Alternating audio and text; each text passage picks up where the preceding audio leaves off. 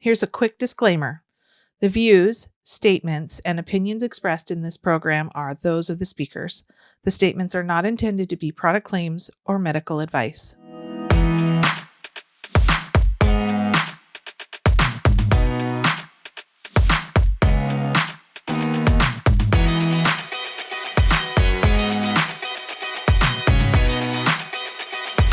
Hi, Diana Frike here. I'm the host of the Gooder Podcast, where I get to talk with the powerhouse women in the food, beverage, and wellness industries about their journeys to success and their insights in all the categories. This episode is brought to you by Retail Voodoo.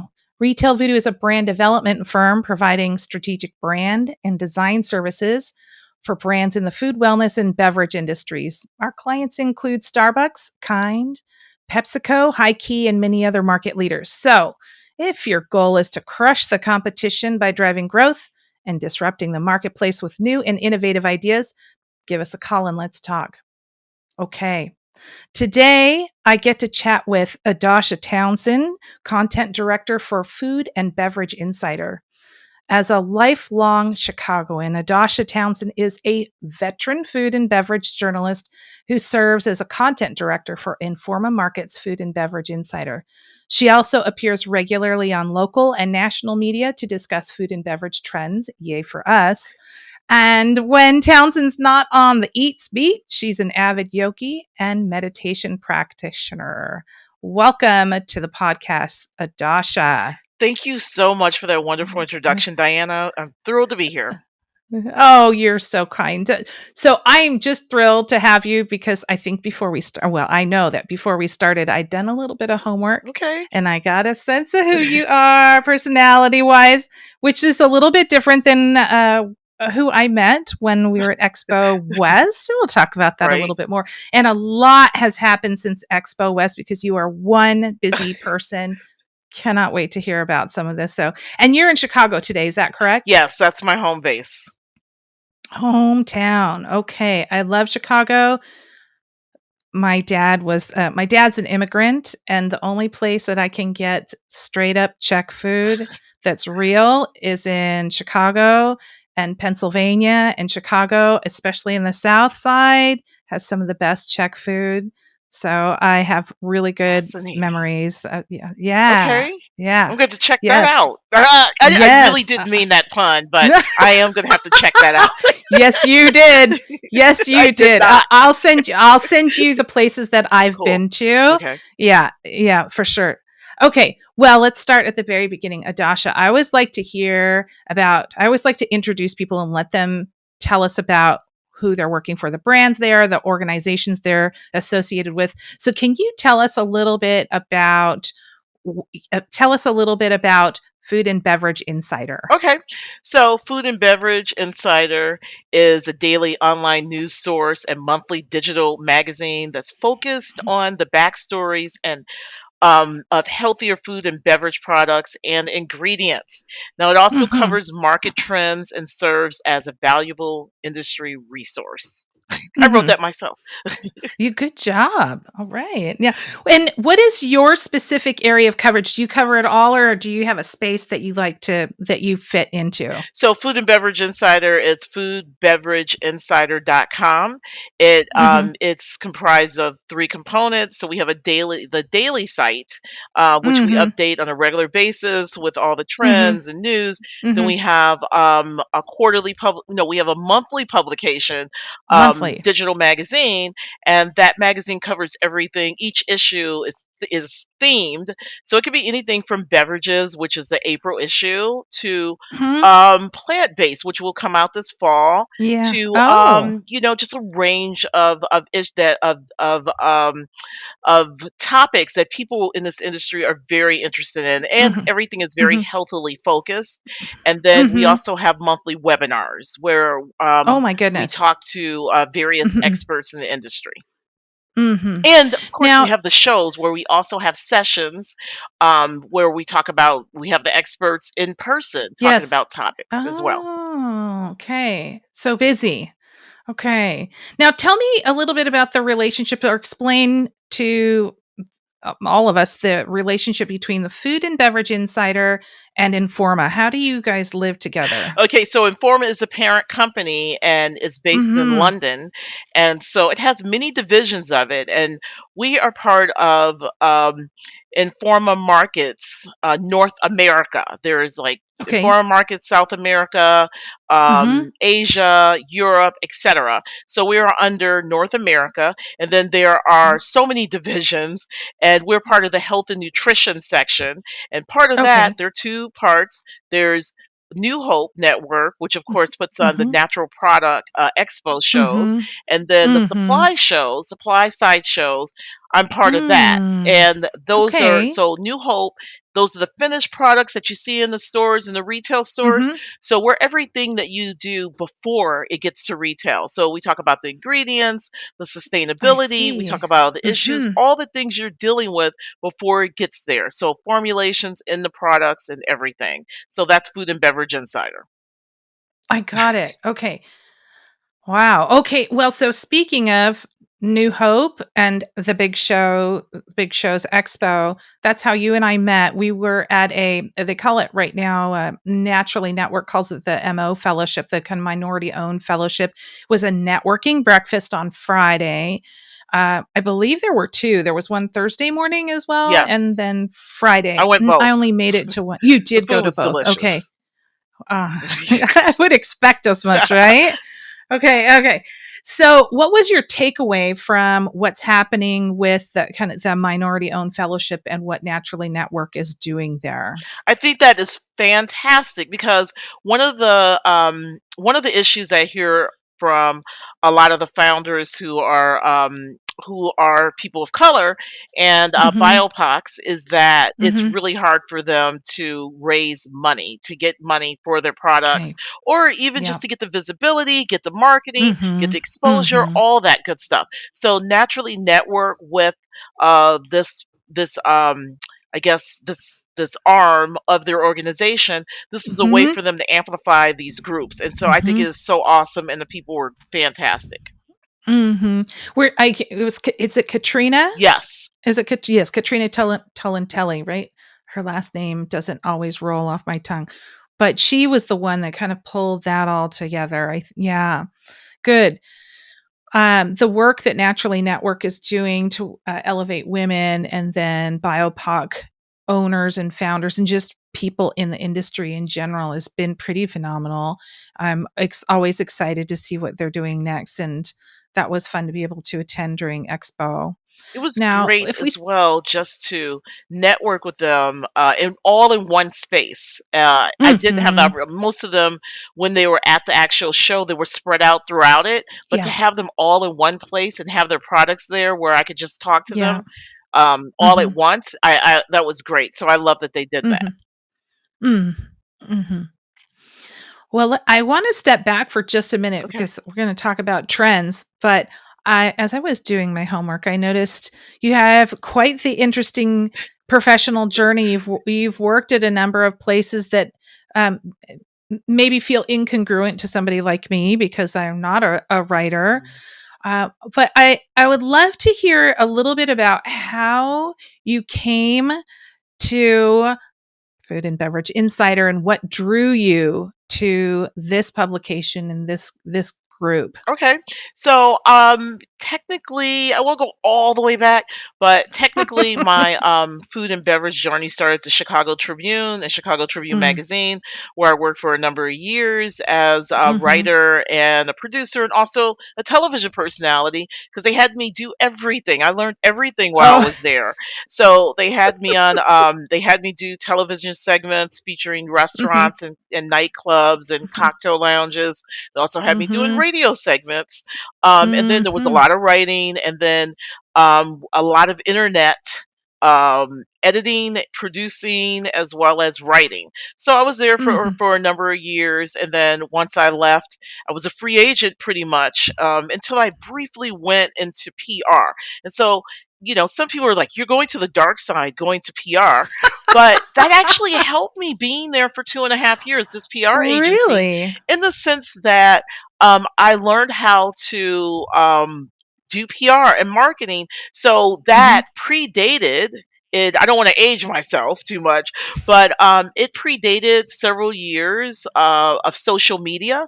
So by the Right. time social media came around, I knew how to market myself on social media, which a lot of journalists Mhm. were not doing.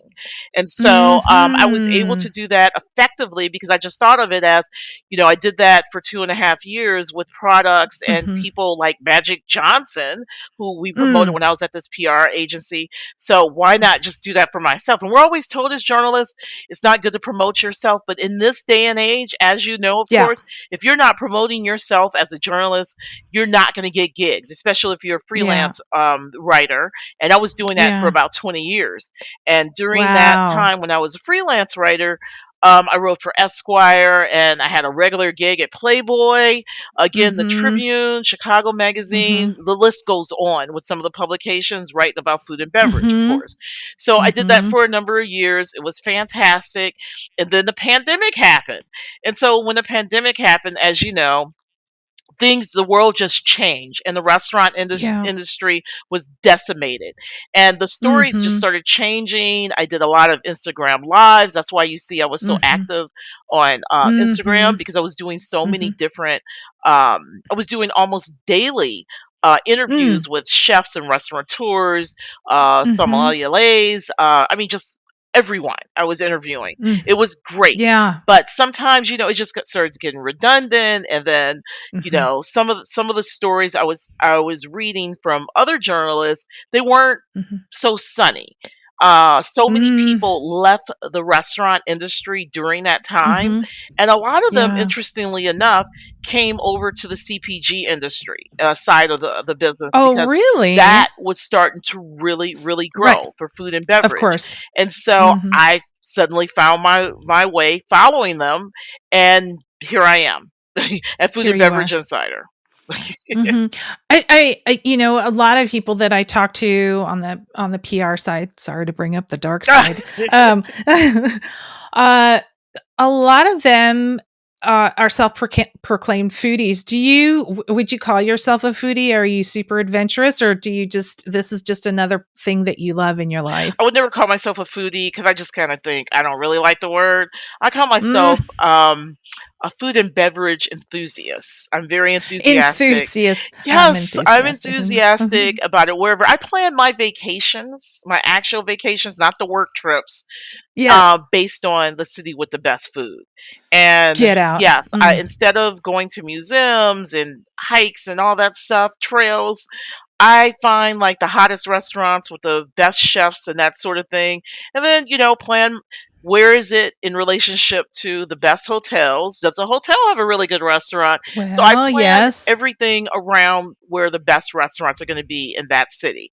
And so so yes, that's what I do.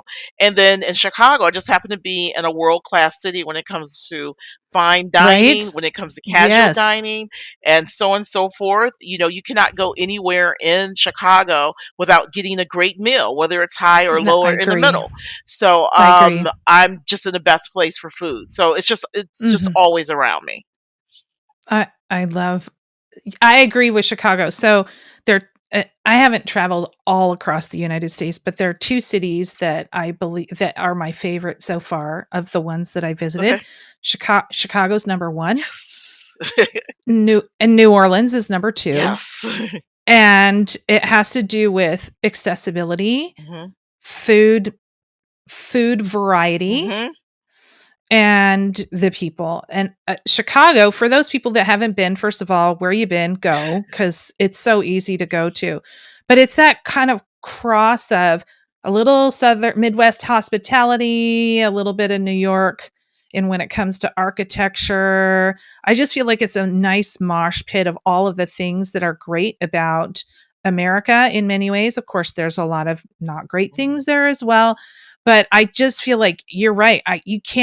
You trip over good food. There's just what the art is public, which most of the country you don't have access to art, and it's just a super accessible city, and the people are for the most part generally very kind and I've always had a great time then. And the same thing with New Orleans, except for it's hard to do business in New Orleans because everything's a little, Mhm. still a little Oh, shady yeah. there. But I love it I love New anyways. Orleans. I was there. I don't know if you've seen sidebar. I don't know if you've seen recently.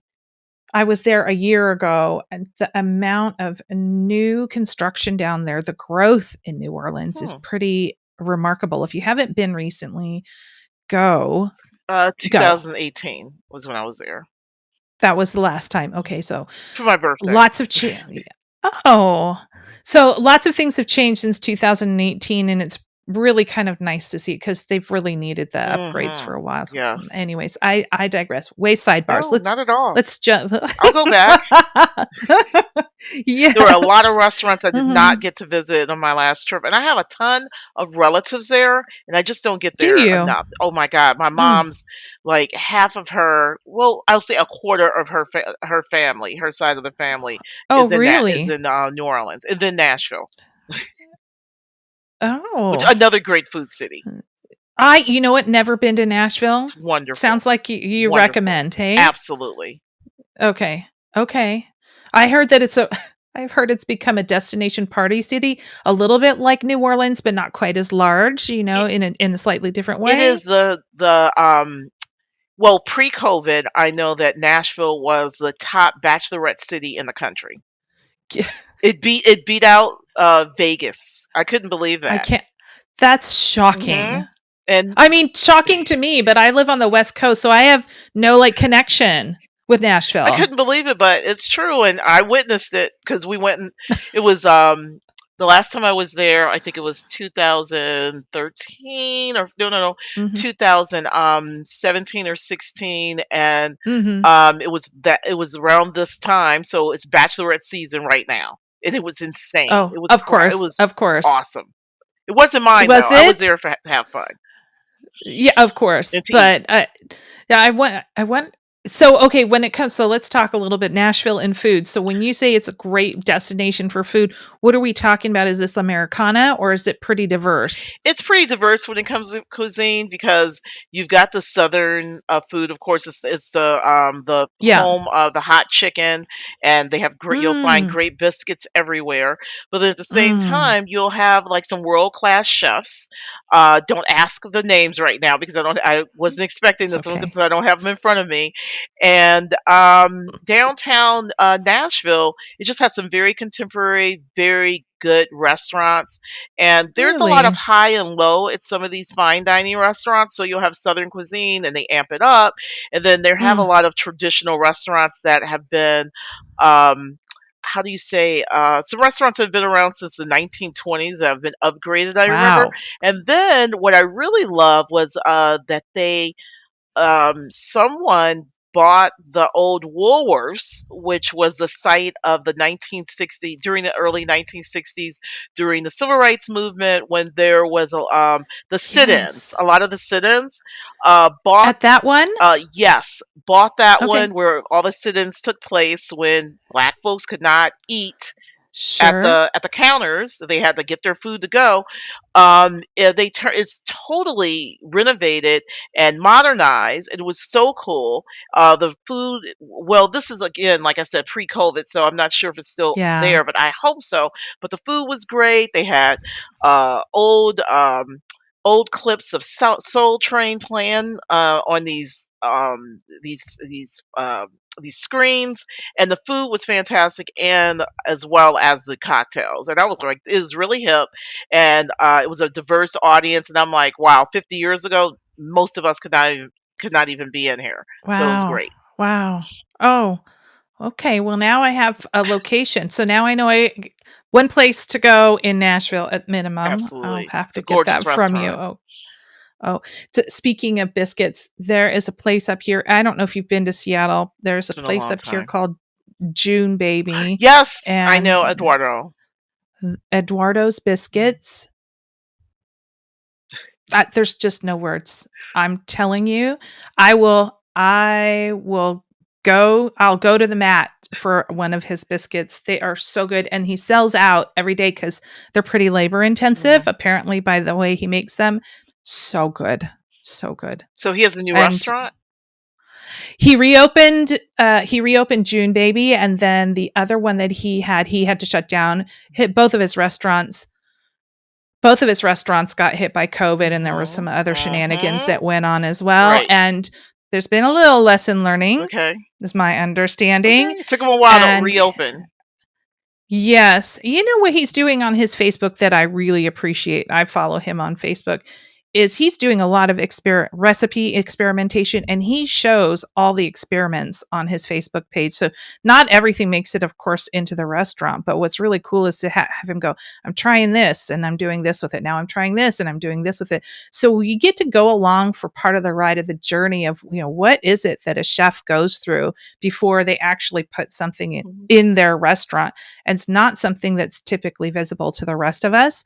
It's pretty great. I like it how I love how you keep it real, Diana. I love it. So Oh, yes, I like him a lot. Okay, so let's go back to what we're talking about here. Okay.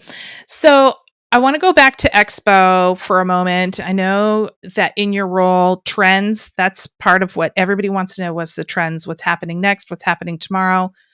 I'm curious your thoughts. I want to talk about plant-based because I'm hearing a lot of rumblings, nothing formal, but saying that plant-based is kind of softening. It's not going away per se, but that the overall sentiment is that it's not quite as popular. I'm just not buying it, and I'm curious about your opinion on what you're seeing and what your thoughts are.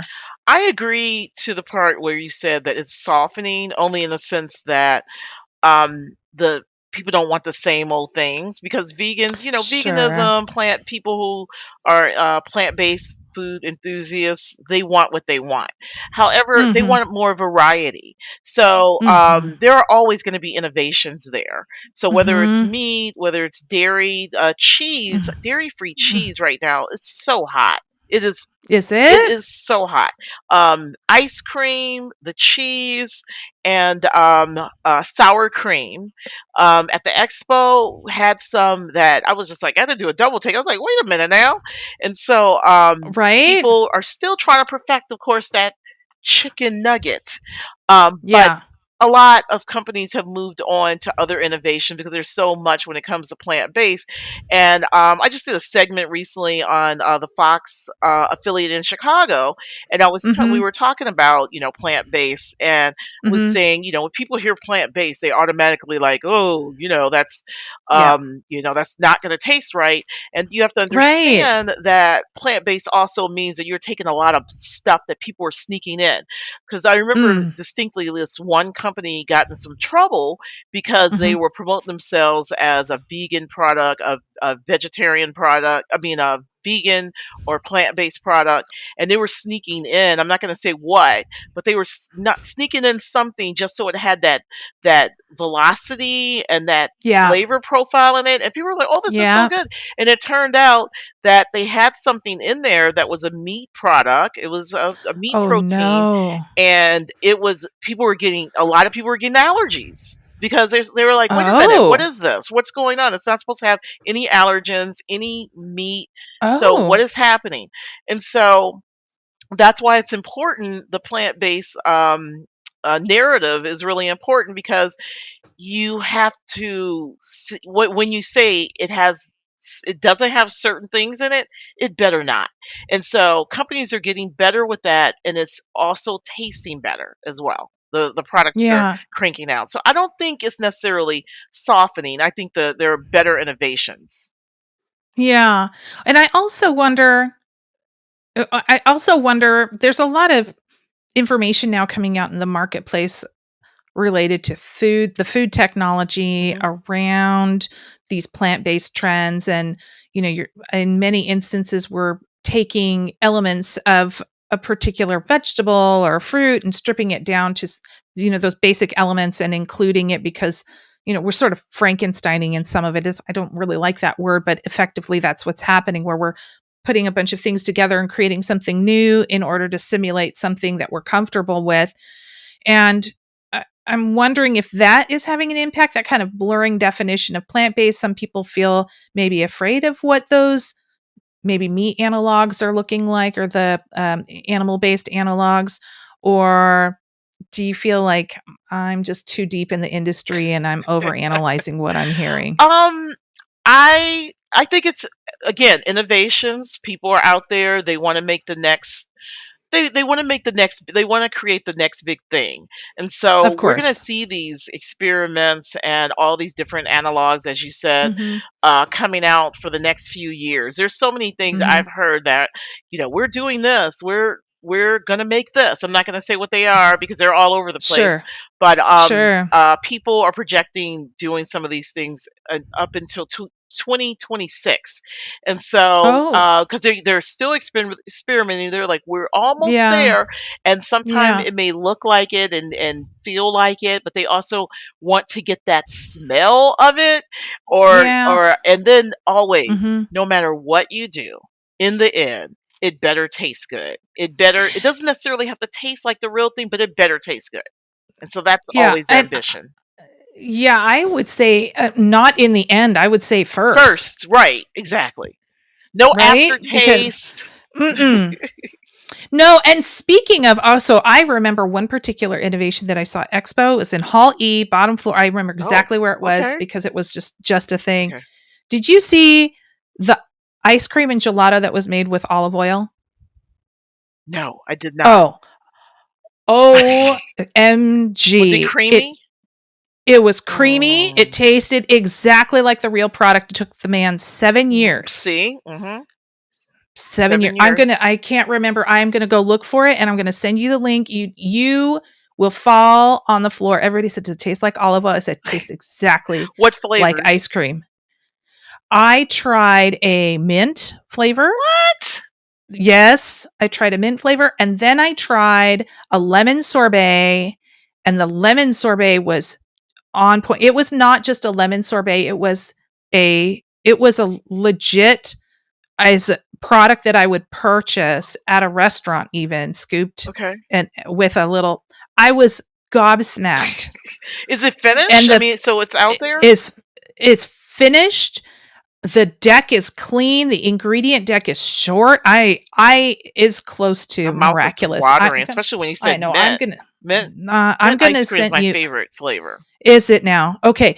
I think 5 SKUs. I'll send, let me look through my notes. I'll send you the link and you can go and check them out. Awesome. I was like, olive oil, olive oil ice cream. I could eat like, because it doesn't have any of the saturated fats. Mhm. It's got all of the good. He was somehow, it was, I don't remember the founder's name, but he was able to somehow retain a bunch of the nutritionals that olive oil has and create this brand new product that does not taste like olive oil. The mouthfeel was legit. The flavor was good. I'll send it to you. You'll have to go try I'm it. You'll excited. have to try. Okay.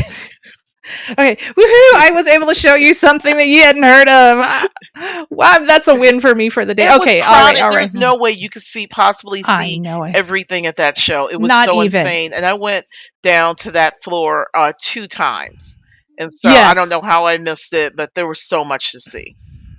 Okay. Well, So that's I'm mad okay. I I didn't mean, see it. I know. I know. That's okay. Next time, hey? Yes, Okay. exactly. All right. All right. So now you cover all of food and beverage. Um I'm curious where you see food trends moving. What are you seeing? Eating out, staying in, international flavors, comfort food. What are you seeing? All of that. You named everything. I'm most but what I am most excited about is you named Mhm. global, trends, global flavors. I love Mhm. that we have more than ever. We have so much to choose from. When you're in the grocery aisles, you're not just seeing the same things, but Mhm. you're seeing foods, and we're being introduced to foods, flavors, spices, seasonings, Yes. sauces, all sorts of things that we've never seen in the grocery store before that we Yes. can make at home. We don't necessarily have Mhm. to go out to a restaurant. We can make it Yes. at home in the comfort of our own home. And that all Yeah. started during COVID, I know those it. trends, because we had no choice. And so I Yes. love dining out as much as possible, but I love that my spice cabinet is just bursting literally with Yes. flavor. Yes. That's my It's so favorite one. funny. Yeah. Oh, my husband told me at one point, he said, "Do I don't know, 100 years ago, before kind of mass commercialization of food," he said, "You would always know the people who were rich by the number of spices that they had because spices were so expensive and hard to Mm, come by mhm. way back in the day." And so every once in a while when we're feeling goofy, we open up the spice cabinet. We're We're rich. rich. Well, in all Oh my honesty, goodness. I get a lot sent to me because so many Do people want you? me to try them. So Should it's try I it. don't Yeah. even really have a spice cabinet anymore. I just have a spice A spice cabinet closet? closet. Yes, exactly. I can't even fit them in there, and I haven't even tried them all. But it does make food interesting because Yeah. it changes a fillet or Yeah. a fish or meat, Yeah. and it's Yes. awesome. It changes it. Yes. Yeah. Well, so then can you speak to what do you wish you were seeing more of in the kind of those finished consumer packaged goods? What are you wishing there was more of right now? More ice cream. It sounds to me more innovations in ice cream, more innovations in dairy, particularly ice cream. I kid you not. I cannot Ice cream is my favorite food. I've covered some of the best restaurants in the world, Yes. and I'm not saying that to brag, but Yeah. at the end of the meal, you get people bring out, they want to brag with the pastry chef, and sometimes some Yeah. people send out the cart with all the fanciest stuff. I Yes. gravitate immediately to the ice cream. I love Is really? all the flavors. So, Okay. Okay. but at the same time, you can't have ice cream every day. So I love the new Hmm. innovations and making it healthier, as you said. So Mhm. I am Mhm. loving that there's a possibility I could have it every day because people are making it cleaner, healthier, less Yes. sugar, but they're it's Mhm. still creamy and it still tastes like the ice cream I've always loved. So that Mm. absolutely, and also beverages. As I told you before, as I told you when we first started, Mhm. I have covered the whole nightclub, nightlife scene pretty much my Mhm. entire career, Mhm. and I'm still covering it in a sense. I cannot drink Yeah. every day. I cannot drink every night I go out, Right. or No. sometimes I go out 3, 4 times a night, a week, and sometimes a night. I may go to a few Woo! places in one night, so I can't drink at every place. So I love No. that there are more innovations in non-alcoholic beverages that don't feel like a Yeah. soda, that aren't Yes. sugary sweet, and Mhm. are just cool to drink. They look cool, they Yeah. taste cool. People really put their heart in them instead of like Yeah. throwing something together and it's all Yeah. syrupy. Yeah. It grown Grown up up beverage without beverages, yeah. yes, grown up Yeah. non-alcoholic beverages or Yes. spirit-free beverages. I absolutely I love that. I There is a proliferation. We worked with Sherelle Klaus over at Dry Soda Mm. years ago. I don't know if you're familiar. She's one of the OGs in this space. And she started it because she was, believe it or not, do you know Sherelle? No, I've heard of the No, okay. product. Okay, so she started the brand. Gosh, I think the brand's been around for at least 15 years Mm, now, maybe almost close to 20. okay. And she was pregnant and she said, I don't want to drink milk and water. She loved her wine. And so she couldn't have wine, couldn't have juice, and was relegated to water and milk. So that's how she came up with dry soda, this Nice. very subtly flavored Epicurean, subtle Epicurean flavors that could be paired with food, the grown up beverage, Mm-hmm. right? So and she was one of the first few in the very beginning. And now, of course, we have all of these people that have followed behind her, and it's just I exploded. love it. And it's so fantastic. I love that. Well, Adasha, I'm loving our conversation. I'm feeling like I need to fly out to you, have a drink and maybe some ice cream. But Right, exactly. although I will tell you I'm a pastry girl, really, if I was to be really honest, I love myself a good pastry, but Chocolate chip I like cookies and brownies. I love those too. I'm really. serious. Oh, I mean, yes. I like Yes. chocolate cake, I like pie, but it's like Mm. if you put ice cream on the menu, if I see an ice cream, I actually have chased an ice cream truck down the street in 4-inch stilettos, and I'm like, No, I mean, and I don't care how it looks, but I want my ice cream cone. I love ice cream. I always have. I can 1000% respect that. That is, if you know what you want and make sure you get it Mhm, because nobody's going to take care of it but you. That's the exactly. way it rolls. Absolutely. Oh my goodness. Okay.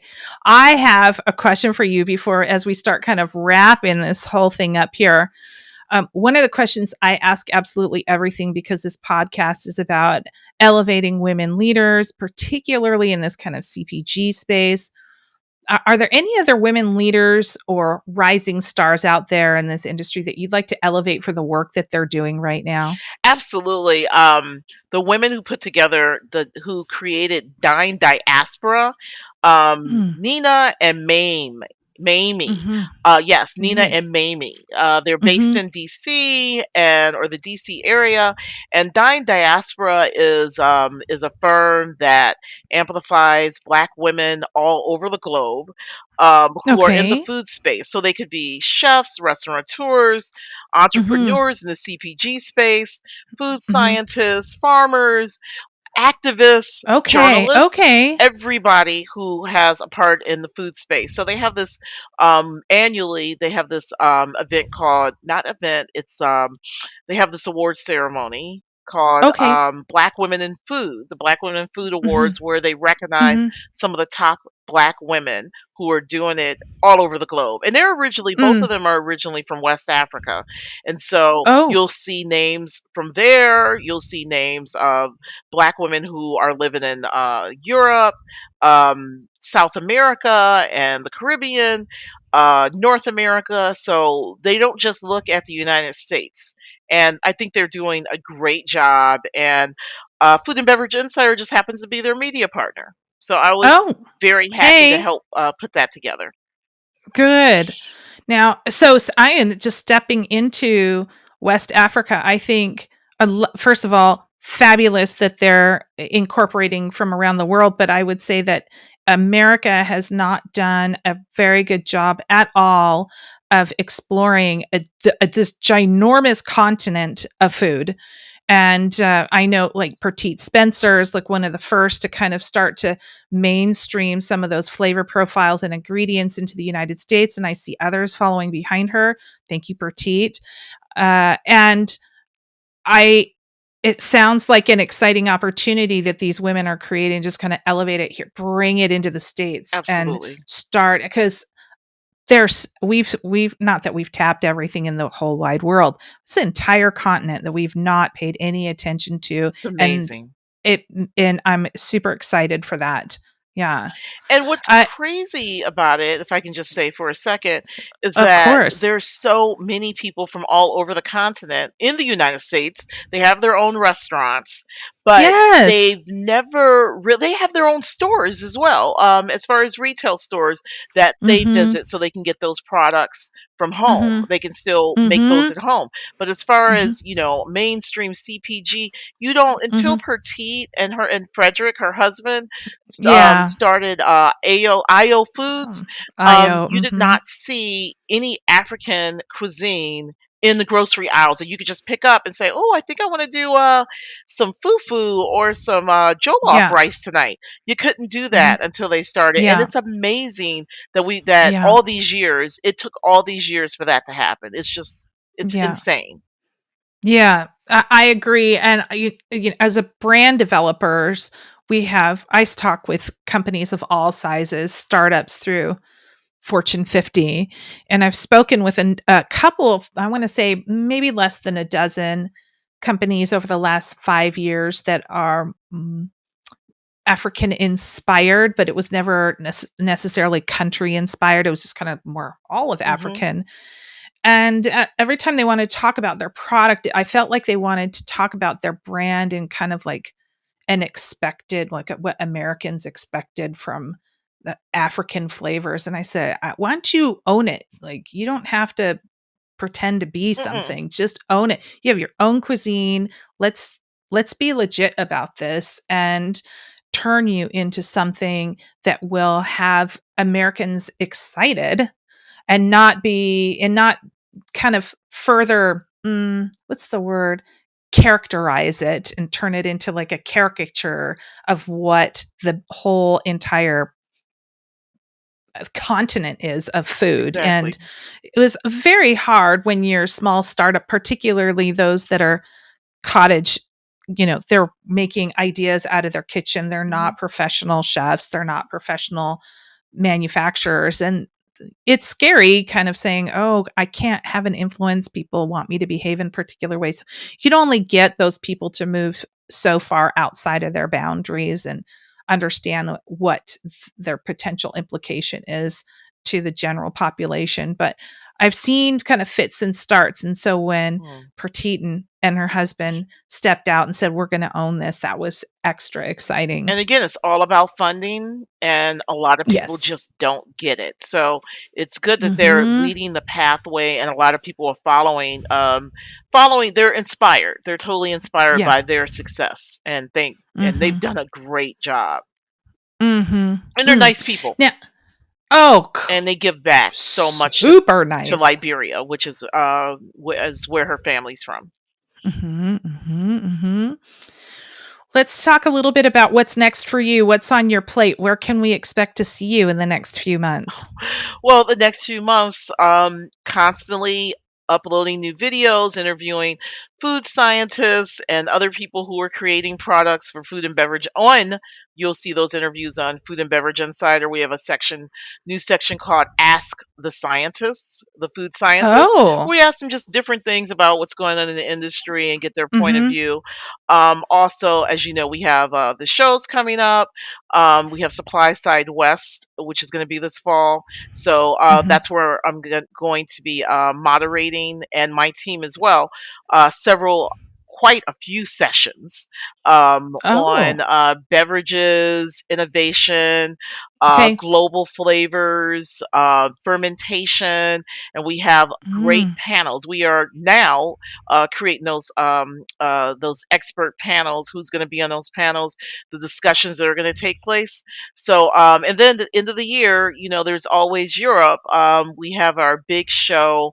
It's going to be in Germany this year, and Mm. that's when we go to that annual show to see what Europe is doing and what the innovations coming out of there that we Fantastic. should expect in the United States soon.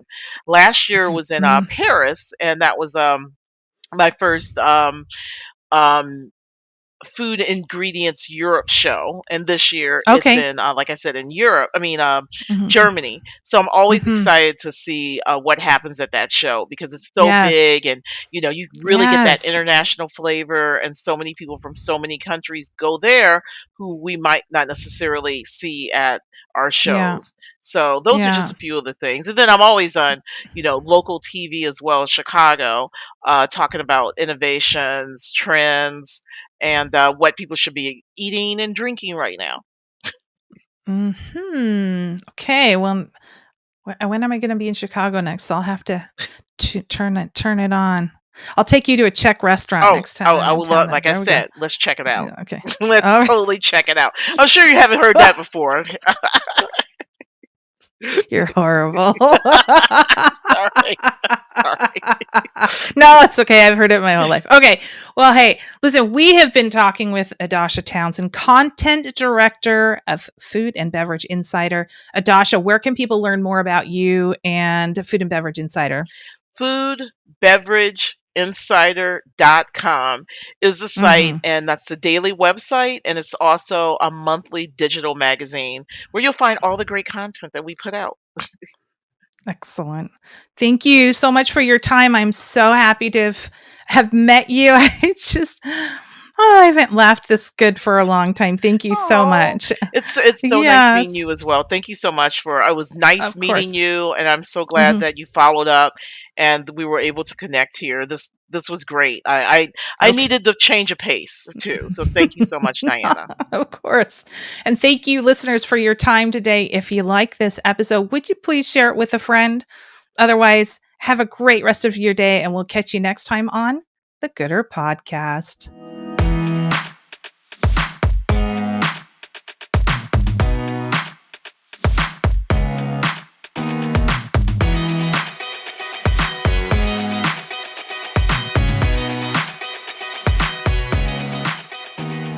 Produced by Heartcast Media.